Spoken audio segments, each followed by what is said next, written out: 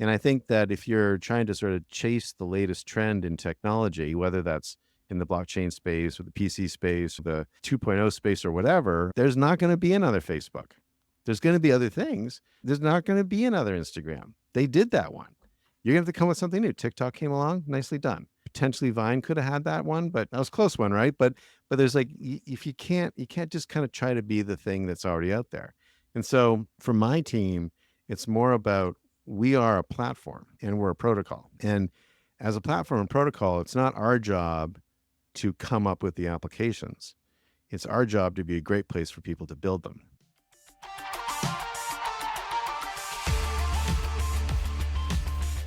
Avery, here we are, episode 101. I'm glad we made it. We're now starting our new century. 101 Dalmatians, 101 Gen Z episodes. Exactly. Today is a very interesting day. Honestly, I feel like this week, it was Halloween, it was Diwali, it was daylight savings, it was election week. I think everybody might just need a nap. How do you feel? I need more than a nap. I might need an edible or something. We'll figure that out later. And actually, Avery, before we get to our guest, who I think our audience will find really interesting, I just have there's only one story to talk about today. We are coming to you on Wednesday, November 6th. And the only story we could talk about is the election. Now, I don't want either of us to go political. We're not going to talk about sort of the sides that won, the sides that lost. I wanted to sort of challenge you to say, are there some things we should be looking about how the election played out that maybe can give us some lessons as marketers and innovators and big thinkers in the space? Do you have any kind of winners and losers you want to talk about when you take out Trump or Kamala? We're not talking politics. If you want, I can start if you want. Sure, you start. Okay. So let's talk about the really obvious one. A big winner was crypto, and I would say also AI. Those innovation channels that wanted someone who's going to be really friendly to this innovation technology, either AI or crypto, and especially when you look at the people who were endorsing one of the candidates, I think it was a really big win for that side of innovation. And there are going to be detractors too. But to me, that was one of the big winners in this election, was this sort of new, more disruptive innovation. Thoughts on that, or new thoughts? I think undoubtedly, I mean, the market, one of the amazing things about like the stock market is that like it is emotionless, right? Like it's just market goes up, market goes down. You can have your feelings. They are not linked. And I think that the market reacted today. You know what? I think it's a win for holders of the S&P 500. Let's say that, right? Absolutely. Shareholders. Stock market for sure. Big winner. The stock market was a big winner today. I think there were a lot of, losers of causes that like maybe I personally believe in. So it's tough on that side of things, but just like anything, being unbiased about what we saw in the election was a clear victory. And there's a lot to learn from that, no matter how you slice it. So let me throw this at you then, because I think there's an interesting winner-loser dichotomy that I noticed, right? So one of the winners are billionaires, right? This is the first election that I think we saw such activity. For them, Sam. Right, I know. But they were winners in this. Elon, Mark Andreessen, a lot of these guys who really backed J.D. Vance and Trump, Peter Thiel, another one. And again, when we talk crypto and AI, all these people are in that space too, right? So let's not mistake they want something out of it. But we saw the power of their influence and getting behind something, and whether or not, Elon put his thumb so heavily on the scale as the owner of a giant information platform, that's for history to tell. The other side of that, which again, I want to get you both your thoughts on, is I thought the celebrity endorsement did almost nothing. So, we saw the biggest celebrities in the world, the Taylor Swifts, the Beyoncés, Bad Bunny, all of these people came out supporting one of the candidates. A lot of the big influencers came out and did their videos for this. And I think that we all look at those things and say, hey, if you can get Taylor Swift to endorse you, you're pretty much gold. But maybe not when you say, oh, Taylor Swift and Beyonce may not equal an Elon Musk from an influence for your audiences. And then who's the one who's actually going to activate their audiences to get out and take an action? So it made me actually think about the like KOL and creator and influencer world and say, are they maybe even losing a little of their influence because we're not seeing? Or Sam, please, contrary point of view, or do the people that they're speaking to not come out and vote? Because this is a big thing, right? Taylor Swift can turn people out to a Taylor Swift show and everyone wants to see the Eras tour and wear their friendship bracelets. But do all those people go vote? The answer is they don't. Empirically, like it's very hard to get Americans to turn out to vote. And I think that you're right that those celebrity endorsements don't necessarily mean much. I mean, in advertising, we see this all the time too. She could say drink X beverage, doesn't mean it's going to sell more. It Mm, might, but it might mhm, not. mhm. It all depends on how that's tailored. But I think the bigger challenge there was like really getting people out to vote. One campaign that I think has stood the test of time is the Go Vote campaign. And Yeah. I really like, I think it was Craig Bromers, he recently, the chief marketing officer at American Eagle. He noted that they were listed as like one of the top bipartisan brands that has done a good job encouraging people to vote without picking one side or the Mhm. other. And that was like a silver lining, is seeing some brands do that right. There were so many brands who did it cringy, just like did a Go Vote in their brand colors, and it was lame. But there were some that did it right, that inspired, their consumers to go out and vote, and did it in a way that didn't bring politics into the equation, which I think macro was something that we saw way more this year. I was speaking to my own team about it. Just like the even climate, like in office with our clients and partners, there was way less. I think people were bringing that to work less than they have in the past. Yeah. Just in knowing, like, great, maybe this is a place of work. You've got your feelings. You can post on your own Instagram. You can have your own beliefs, but we all need to coexist. And this is a place of business that is that is non-political. Yeah. And I think it's a great point. And I think that, and I chalk one of the losers up as like the climate, right? The climate lost in this election. And I think people were more influenced by, are my grocery prices high today? And is it harder for me to go out to eat than what's happening in their climate, even though that's a very, very real thing. And I think that's an existential problem that I think we as humans have to think about, which is immediacy versus long term. And we've never been very good at that. The final like winner loser pair I came up with, which I thought was fascinating, just watching in real time, was the idea of like poly market and prediction markets, which frankly nailed it, Yeah. compared to polling data, the Nate Silvers, the 528s, all these sort of other polls that really had this so much closer than it was. And now it's like we have time and time again fallen for polls, and polls being such a sort of indicator of where trend was going to happen. And the fact is, there is something around people who are putting skin in the game and doing the research and putting money behind it, that these prediction markets got it just frankly very, very correct. And I think that's something which I'm just fascinated to think about through the lens of, what movies are going to be successful or in the future, what albums are going to break big. You could utilize those mechanics around a lot of things where the wisdom of crowds mentality could come through. And I've seen that also fail a lot of times in the prediction markets. But I do think that polling data specifically has a kind of a black eye from this. And I didn't know if you had any thoughts on that. No, I agree with you, Sam. I think that that's right. I think polling data in general, like, I mean, here's the thing though, everybody follows the polls that sort of reflect what they think. And I think that this kind of gets back to the biases that we see in our algorithm. Maybe our algorithm looks very similar. Maybe that doesn't look like most of America's algorithm, right? Right. And to me, that was like a huge thing that I thought coming out, because every poll I was seeing, had one result, and there were I'm sure other people were seeing different polls that had different results. Like, and to me, that was the biggest, that was like my biggest, like, kind of key learning, is like, I really want to spend more time hearing what clearly the majority of America is thinking and feeling. And yeah, it's always just a good, like, hey, I should be listening to other sides more. It's very interesting. I think there's so much to unpack here, but I'm pumped to have our guest on today and to talk about something totally different. Absolutely. So after the break, our guest is Grad Conn. Grad is the CMO at Avalanche. Grad previously has been the CMO at Sprinklr, at Microsoft. Like he's done a ton of stuff as a marketer, as an innovator, as a real like tech thinker. And he is now at Avalanche, which is kind of one of the more active chains out there. We've done some work with them. They've been great. And so we thought it'd be interesting to get his perspective on kind of like what got us to now, and then what he's excited about in this new tool set of the blockchain. So after the break, we'll be back with Grad Conn.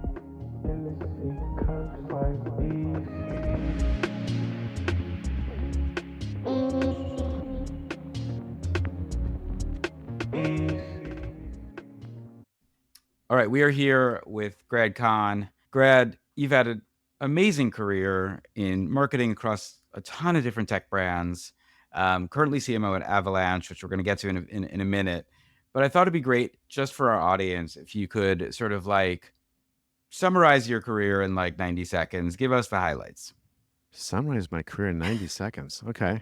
I've already wasted a second by thinking about it. Well, it's actually not that complicated a career. It hasn't been a ton of brands. I haven't moved around that much. But I would say that it's a career where, I was able to turn passion into my job, which, they always say, if you can do something you love, you never have to work a day in your life. always sounds like a bit of a bromide, but I had always wanted to be in marketing and advertising. My father was a madman on Madison Avenue, and that's kind of the only way my dad and I ever interacted. And it was like my sole sort of goal in life was to work for Ogilvy the Mather one day and be in advertising. I would say that I also happened to really be into computers, and gaming especially, but also like I was very much, I thought that the world of Gopher sites, I don't know if you remember that, but Mhm. Gopher sites and BBSs and the connectivity. My brother and I were emailing each other. He did his PhD at MIT, and I was at a university in Canada, and we were using email. I'm not sure we called it email. I think it had a different name back then, but we were like, so I love the idea of that, and so that was kind of like this hobby I had.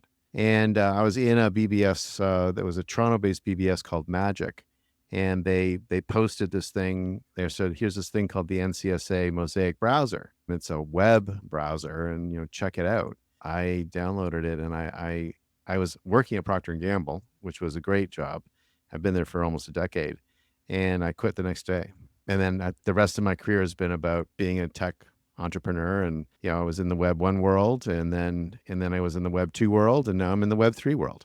And it is amazing to me how many analogs there are between Web3 and Web1. Not so much Web2, but there's a lot of like, oh, this feels a lot like 1997s. So, I love it. Okay, so you're feeling like it's 1997. Why do you say that, Grad? well, actually, that's actually a fact-based comment. It's something that Gunn circulated the other day. So they just had this chart, which is tracking users. And they had web users, and then they had blockchain users.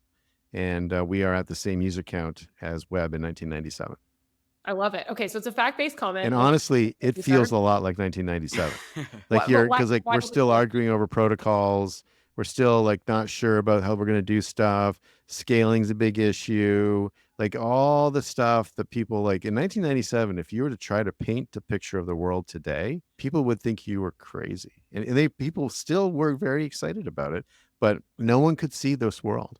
Like the idea that, every single second of television I watch is streamed. There's no capacity for that. The internet can't handle that. And so there's a little bit of that, I think, in the world. And so what I like to sort of remind my team is that we're at a very early stage. And if you really want to understand what stage we're at, go in the Wayback Machine and take a look at the Amazon homepage in 1997. That'll slap you in the face like a flounder. Okay, and then that's kind of where we are. And so we have to think about what we're doing right now, and we have to be careful we don't get too far ahead of ourselves. There were companies in the 90s that were trying to be streaming companies, but it was too early. Broadband didn't exist, so it was too early. So what we're focused on is getting builders to build an Avalanche. I think that's the right thing to do right now.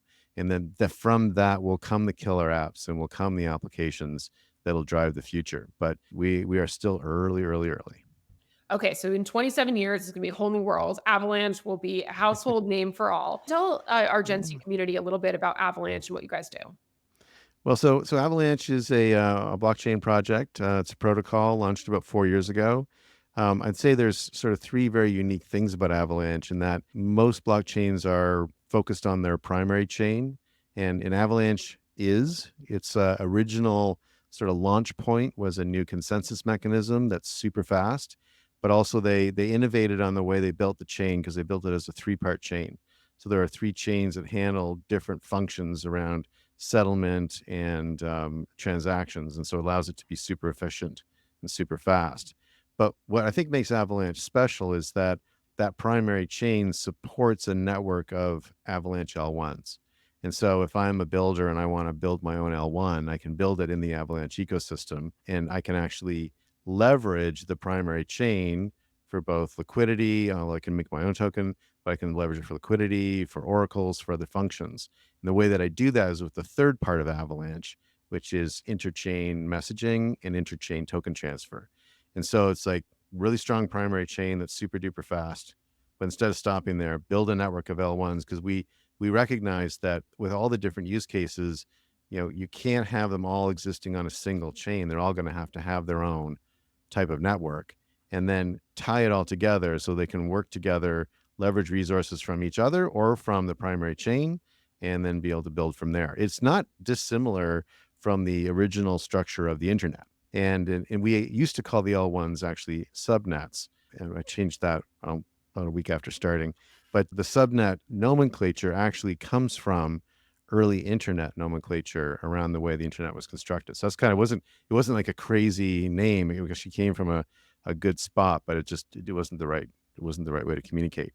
But I do think this idea that, one chain can be all things to all people doesn't on the face of it make a ton of sense, because you're going to have applications that will choke off or create, very expensive transactions. And that's not going to work if I'm in a game. I'm going to need to have instantaneous reactions. So the other thing is I think people will also have maybe multiple L1s. If I'm a regional bank, I might have an L1 for each region. And then I can connect my L1s together. That way one region can't take down another, and I can isolate them. And if I buy a new bank, then I can add it with its own L1 to my network. But I don't have to kind of add it to an L1. I can create its own L1 and then just tie them together with interchain messaging. So that's like sort of Avalanche in a nutshell. So, Grad, clearly you know the technology side. I do want to, before we get too deep into that, I do want to talk to Grad the marketer. And I say that because last week on our episode, we had Keith Grossman. Keith also spent a lot of time at traditional media, Wired Magazine, Time Magazine, before moving on to lead a division at MoonPay and dive in full into Web3. You had been on the CMO level at Microsoft and also at Sprinklr for many years. So you've been doing a lot of interesting tech work from a marketing perspective. And one of the things I was thinking about, you mentioned 1997. I was in the internet world back then. We had banner ads. Maybe the innovation was we put in like an HTML dropdown in the banner ad, and suddenly, you got a little more engagement. There wasn't this sort of pace of innovation the way that we are seeing right now, where the meta for crypto today might be prediction markets, whereas yesterday was meme coins, whereas the day before that was NFTs, or the day before that was DeFi. And then those all come back around again, and then 6 more pop up, right? On-chain gaming, like you mentioned. I guess I just wonder, as a strategic marketer first, and then again, we'll go back into kind of the tech world. How do you keep up with the changing nature of trend as a marketing discipline where you're trying to advise your team on how to grow this blockchain? How do you keep up with like just all the chasing one seems to have to do for what seems like very short-lived moments of attention within the crypto space? That's a very interesting perspective. I don't think of it that way, but I'm not saying that's wrong. I'm just like, let me just ponder that for a minute. But so, by the way, just as an aside, when you mentioned Wired, I don't know where I read it, but there was a fabulous article on Hotwired. Remember Hotwire? Of course. Which was the digital arm of Wired magazine. And it was all these great, fabulous pictures of all the people who did it and all the art. It was a very long article on the founding of it, the kind of the growth, the IPO, the crash of it, the loss of promise, blah, blah, blah. But it was interesting because that was such a hot thing at one point and like gone, right? And it was very nostalgic just looking at everyone sort of working at, tables on chairs and stuff like that. It was awesome. But I would say that I would challenge your sort of opening, sort of establishing argument that the pace of innovation in the early web is not similar to the pace of innovation in blockchain. I think I would challenge that. Certainly. Love a challenge, Grad. Why? Well, it's just like our entire world has been created in the last 20 years, and there was a lot of innovation that went on. And remember also, PC revolution was happening at the same time. Right. And so I remember going into like, oh my God, I can't remember all the different names of the electronic stores anymore, but was it Business Desk or something? You'd go in and there would be an aisle, a very long aisle of business software, 1,000 different programs that you could run on a PC. And then, there would be another aisle with, a much smaller number of programs you could run on the Mac. But there was a lot of innovation, the Newton and all the things that are coming out and Palm Pilots. And there was a lot of stuff happening. And all of that was being driven by connectivity and internet and, networking and all that stuff. So I would say that while we might sort of roll our eyes at Lotus 123 today, that was pretty hot when it came out. The first time you could do a spreadsheet, that was a pretty big deal. And so I'm not sure that's the issue. I think the issue is the second part of your question, which I think is a real challenge, right? So I think the challenge is that if you try to chase the music, you're gonna struggle. So let me explain Chase the Music for a second. So my first wife was a songwriter, or is a songwriter, and she has this great expression, which is she was a country writer for a long time, and as a writer, you hear a great new song on the radio, right? You're like, oh, guy, a new Garth Brooks song or whatever. It's like, oh, that's a great song. Probably not a good reference anymore. And see, well, I want to write a song like that. No, it's too late. That song's out. You can't do that song anymore. And so as a writer, what you have to do is you have to kind of write your song in your style, and hopefully that turns into something or not. You just got to like be true to yourself and be true to what you create. If you try to chase the radio, you'll never catch it. And I think that if you're trying to sort of chase the latest trend in technology, whether that's in the blockchain space or the PC space or the 2.0 space or whatever, I want to be the next Facebook. No, that's done. There's not going to be another Facebook. There's going to be other things, but there's not going to be another Instagram. They did that one. You're going to have to come with something new. TikTok came along, nicely done. Potentially Vine could have had that one, but that was a close one, right? But there's like, if you can't just kind of try to be the thing that's already out there. And so for my team, it's more about, we are a platform and we're a protocol. And as a platform and protocol, it's not our job to come up with the applications. It's our job to be a great place for people to build them. So Bill and Steve, when they were building out Windows, they weren't coming up with what the next applications should be. They were building a fantastic platform to build applications on, and providing a large kind of their version of liquidity is a large audience by having a lot of machines. So I knew if I wrote a program for the PC and if it caught on, I could sell a lot of copies. Now, they eventually parlayed that into what they did with productivity in the Office suite. But in the early days, it was really just about being a really fabulous platform. What does that mean? That means good developer tools, great developer education, good developer communication and outreach, excellent APIs, or all that kind of stuff, great documentation. And there's a great book called Marketing High Tech. It's a kind of an older book. It's got a lot of Intel references in it, but there's this concept in that book, which is very powerful, which is that engineers will invent a set of features, but it doesn't become a product until you wrap it in all the other things that it needs, right? And so the things I just rolled off a second ago, or those are the kinds of examples of things that turn something into a product. So for us, what's important is to be a really, really good resource for developers. We have something called Avalanche Academy. It's a fabulous resource. If I was a Web2 developer and I wanted to learn how to build in Web3, I'd go to Avalanche Academy. There's nothing like it. It's really excellent. And that doesn't mean we've stopped. It's like continued investment there. We run a program called Codebase. And Codebase is going to keep expanding in lots of different ways, but Codebase essentially is helping developers build. And it has now its second cohort, where it sponsors young, interesting, innovative teams who want to build on Avalanche, and we support them and help them figure out how to do that, and then sort of share those stories. We have an innovators house whenever we do a summit. So we just finished doing a summit in Buenos Aires. There's an innovators house still rolling, where a bunch of teams are building together. We're going to do the same thing when we do our next summit in May, May 20 to 22nd in London. We're going to be doing it at the Hatfield House. There will be an innovators house there. There will also be a creators house there. So it's all about us. How do we support the ecosystem and help developers build an Avalanche? And then they'll figure out what the next thing is. You don't know where the next industry is going to be coming from. So you've got to let those flowers bloom. Let those flowers bloom. Grad, you just talked about a lot of international events. You mentioned the Creator House and some of the Innovators Houses. Is a lot of the audience on Avalanche very international, or do you see a lot of participation in builders in the States as well?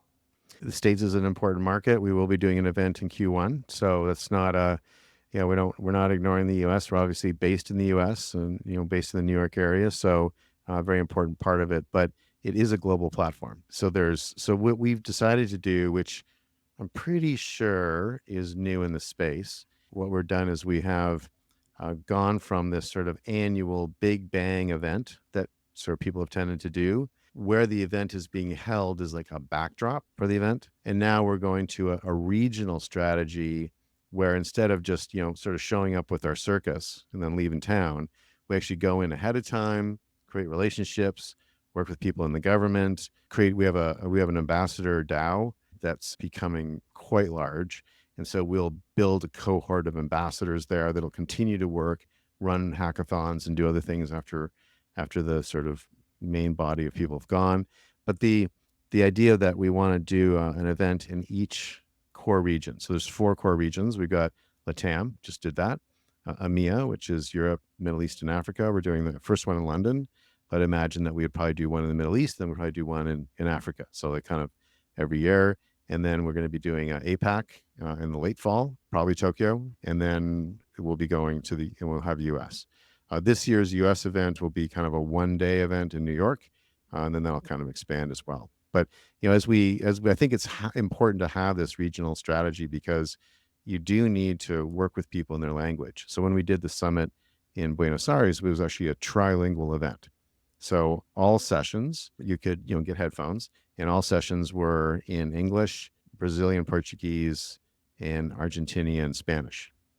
And we had real-time sort of UN style translators translating everything. And that translation and sort of multilingual approach is going to just get more complicated as we go to other regions because the US will be actually the easy one, but the EMEA and APAC are going to be really hard, but we're really committed to that. And what people said when we did this in Buenos Aires is that they said that they felt like, I really respect the fact that you came in here, signs are bilingual, you're not just kind of using it as a backdrop, you're really part of the community. And more than half the people at the summit were from Argentina, Colombia, Mexico, Brazil. So that's exactly what we're looking to do.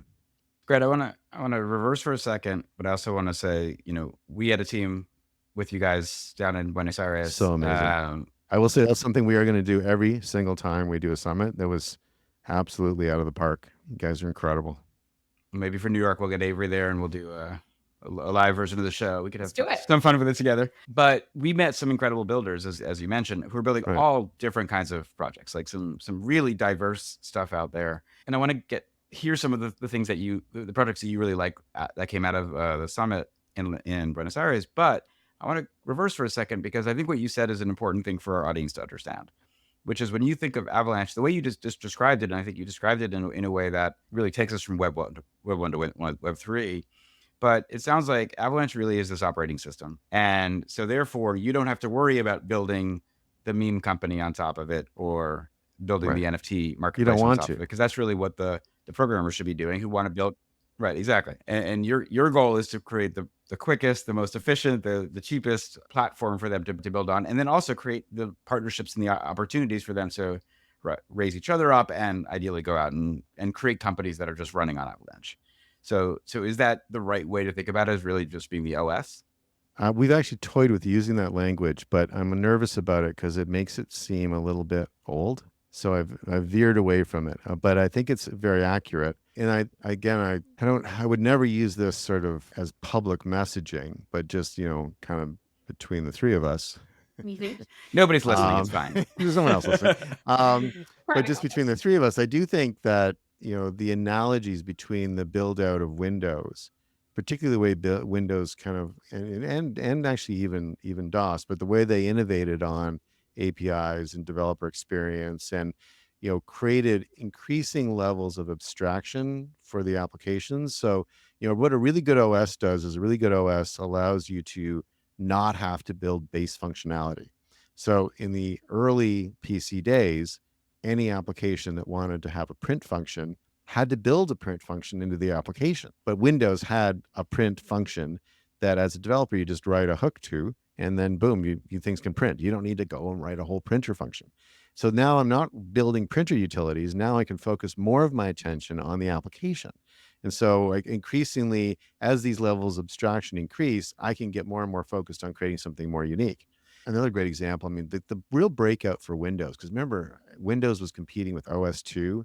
And at that point, OS2 from IBM, by the way, also built by Microsoft. And so these kinds of format battles have happened many, many, many, many times. And so I think those analogies can be really useful. But at the end of the day, what you need to do is you need to be the place where a developer feels most supported and that they'll feel really successful and have a chance of being successful. Because at the end of the day, people do this work and make the sacrifices they make and take the risks they take in an effort to drive success and get people to use their application. I think that's the core of it. And so the key is who is the most developer friendly platform out there, and that's our intention.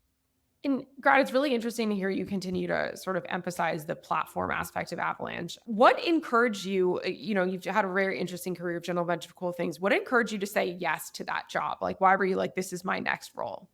Oh, it's a good question. I mean, I wasn't looking. I actually had a very cool role in an AI company that was super duper interesting. But so I'm a reasonably early Bitcoin investor, kind of started buying in 2014. And in my journey, I went into open source and peer-to-peer computing. So that's the money I raised in my early startups was in that space. And peer-to-peer computing was really hot space. We raised, my company is Open Cola, so we competed with Nutella and Groove. So that we raised 20 million, Nutella raised 30 million, Groove raised 50 million. Groove got bought by Microsoft, Nutella got sued out of business, OpenCola got sold. But ultimately, the whole peer-to-peer space, including things like SETI at Home, which was a really cool thing, and Napster, like all these kinds of things, they innovated like crazy and did some really amazing things. But because there wasn't an economic model in place, they ultimately failed because they relied on people to build out of the goodness of their heart. There was no economic incentive. And we actually struggled with this. And so when the Bitcoin paper came out, I remember all my co-founders of Open Cola, they called me up and they're like, did you read this Bitcoin stuff? Because we had even toyed with the idea of a currency in the system. We just never got crisp enough to get there. And we weren't, obviously brilliant enough to get there either. But it was like, oh, that was it. Like that was what we were missing. And so it's been really interesting to watch essentially the rebirth of peer-to-peer computing and distributed computing, but with this economic instrument in place that's made it into an industry, $2 trillion industry at this point. And that to me is like super exciting. So there's kind of a little bit of a sort of a full circle moment for me here that when I got approached by Avalanche, it was this like kind of the revenge of peer-to-peer, it kind of felt like they always say you can't go back, but maybe you can. And so that's been in a lot of the things that I was doing, learning and talking about back in that kind of this turn of the century a bit roughly, I'm sort of able to do again now, but I'm a little wiser. I've had some experiences in some big and some, pretty interesting companies. And so I'm definitely applying lessons that, gosh, I really wish I had had when I was running Open Cola. I was dumb as a rock back then. And so if I could only know what I know now when I was running Open Cola, I often think things could have ended up differently. Probably not, but I think that way. And so it was seductive to essentially have that do-over. So, Grad, I want to go back to kind of where we were going before, which is you cut your teeth in all these interesting technologies, right? You're just telling us about early peer-to-peer and sort of distributed computing, which is super interesting. Again, you're at the right time at Sprinklr, which was the rise of social. Microsoft early enough to be able to see that become the brand that it is today.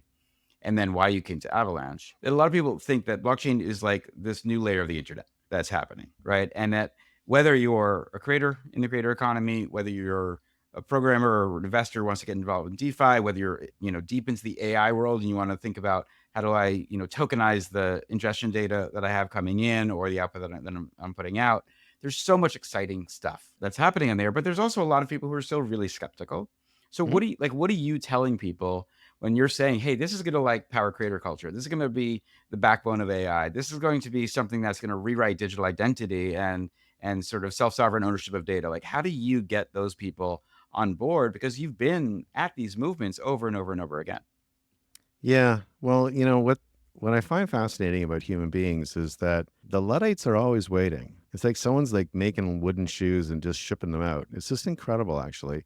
And with each new wave of each technology, I would say I have a pretty good memory. So a lot of this stuff feels like yesterday to me. So there's a little bit of sort of the way I talk. Like I wasn't at Microsoft when they were building out the PC years. I was there when we were building out the cloud business, which was super duper interesting. I actually launched Microsoft's first cloud product, and they wanted to be open source, which is why they hired me. Because why would they hire me otherwise, right? But it's like, it's just every time I see it, it's so fascinating. Like every time there's something new, AI. My God, like the number of shoes that are being thrown at AI right now, it's like a hailstorm. And it's like each time something new comes out, there are skeptics. And what I've learned is when you see a really high level of skepticism, that usually means that it's a really good sign for the tech because it means it's really disruptive and people are really threatened by it. Like, for example, 3D printing, which still feels like that could be something one day. But 3D printing's never really attracted a whole lot of skepticism, and it hasn't really turned into much. So maybe there's something there, right? So that's a little bit of like the kind of little So Light philosophical ball. never hated on 3D printing. So that means, I don't know. Yeah, right. It's just kind of like, wouldn't that be It was cool? cute. And Yeah, exactly. yeah, It's and they're cute. doing it in industrial applications now and making custom parts. Like it'll kind of happen, but it's just not a very threatening technology. But the threatening technologies are the ones that are truly disruptive. But again, going back to kind of what do I need to do to convince people? I don't, rightly or wrongly, I don't see that as my job. I think trying to convince people that the internet's going to be big one day, back in the 90s, I did do that for a little bit, and I just stopped. Because I figured the people who would get it will get it. The people who wouldn't get it won't get it. And it didn't matter. When I left P&G to become a web entrepreneur, which people were like, what the hell is that? People like mocked me, made fun of me. And then every single one of them, one day all came kind of crawling back and saying, hey, can you help me figure this out? And too late by then, right? And so I think that for me, what's most important is that we are really well connected to the innovators in the category and be the place where they want to create their future. And I would say that the killer app in the space probably hasn't been invented yet. But I do think, if you think about Chris Dixon's book and Read, Write, Own, I do think that this idea of read being Web1, write being Web2, and own being Web3, I veer away a tiny bit from it's a new level of the internet. It's sometimes when it's like that smacks a little bit of information superhighway to me, sort of like meaningless puffery. I think for me, what's more interesting is that, isn't it fascinating that you can probably see the edges behind me, but toys are an important part of my life. I'm not apologetic about it. I happen to have a tasty little land speeder here. And they keep me from being distracted by, like, I can run it back and forth across my trackpad. Makes me happy. I own this land speeder. Like it's a Hot Wheels product. I paid like $6.99 for it. If you really liked it and you're like, I need to have that, and I'd be like, well, they don't make them anymore. You're like, I'll give you $20 for it. I could sell it to you. I could put an envelope and I could ship it to you, and you can have it and you could enjoy it, and then you could sell it to someone. I own conservatively about 1,000 movies on Apple TV. I kind of like owning movies. But do I own them? I don't. They regularly disappear because they've lost the rights. And I'm like, I thought I bought that because I have the DVD and that DVD still plays. The digital doesn't play. And I think that this concept that somehow we all just collectively became renters in the digital world. Like, I'm not completely clear on how we all agreed to do that. Whereas in our sort of temporal world, the physical world, I don't rent this pen. I bought this pen. I own this pen. I can do whatever I want. I can smash this pen, throw in the garbage. That's mine to do what I want with. And so I think that the killer apps in the space will emerge from that concept of digital ownership and digital ownership of your identity. I don't know about AI. We'll see. AI actually benefits from centralization. I think one of the worrying things about it for some people. But I do think that, in healthcare, being able to own my identity, it's a very powerful idea. I think the success that we're seeing with off the grid, which would be definitely one of the highlights from the summit, off the grid is, allowing me to buy, own, and steal weapons and limbs. That's super cool. And as people start to kind of wrap their head around that, they're like, huh, that's kind of neat. I kind of own this, and I don't have to, if I stop my subscription, then I still have it and it doesn't really go away, and I can use it in other games maybe or whatever. So I think this is the basic idea of the space, but it's a combination of being such a tangential idea to what we've been trained into over the last 30 years, that digital assets are rented, physical assets are owned. Like, we've all just absorbed this as some kind of truth somehow. I think it's going to take a while to unwind that. And so that's why I don't think the killer app that is like, what's the digital asset that you must own and you would not want to ever rent? I don't know if that's kind of come out yet. Grad, for somebody whose job it is not to convince the world to believe in Web3, you seem like you're doing a pretty good job. Some pretty compelling arguments in this podcast. It's been such a pleasure to hear you share a little bit about what you guys are doing at Avalanche. We're going to have to check out some of the traveling summits. It seems like they're going to be all across the world. and Gen C, please do spend a little bit of time checking out what they're up to. The Avalanche team just continues to crush. So we will be keeping a close eye. And Grad, thank you so much for joining us on Thank you today's so call. much. Always a pleasure. Thanks, Grad.